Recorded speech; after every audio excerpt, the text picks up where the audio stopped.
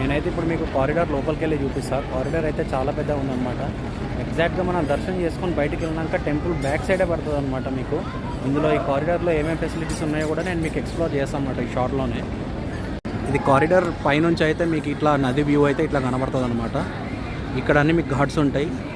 ఇక్కడ వచ్చేసి నమో ఘాట్ ఉంటుంది, లెఫ్ట్ సైడ్ మణికర్ణిక ఘాట్ ఉంటుంది. సో ఈ కారిడార్ ఎంట్రీ ఇది.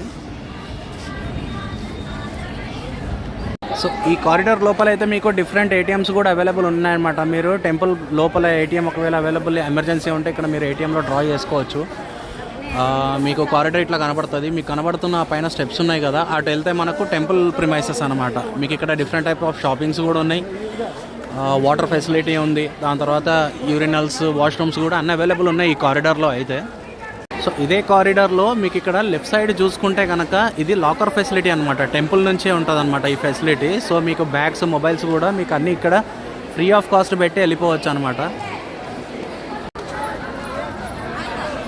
సో ఇక్కడ మీకు ఎస్కలేటర్ ఫెసిలిటీ కూడా ఉంది. ఎవరైనా వృద్ధులు ఉంటారు కదా, నడవలేని వాళ్ళు, హ్యాండిక్యాప్డ్ వాళ్ళు, సో వాళ్ళు ఈ ఫెసిలిటీ కూడా యూజ్ చేసుకోవచ్చు. పక్కనే మీకు కనబడుతుంది కదా ఈ స్టెప్స్ పైన ఏదైతే క్యూ నిలబడి ఉందో, యాక్చువల్గా అయితే టెంపుల్ కోసము బ్యాక్ సైడ్ గేట్ నుంచి వెళ్ళే ఎంట్రీ క్యూ అనమాట.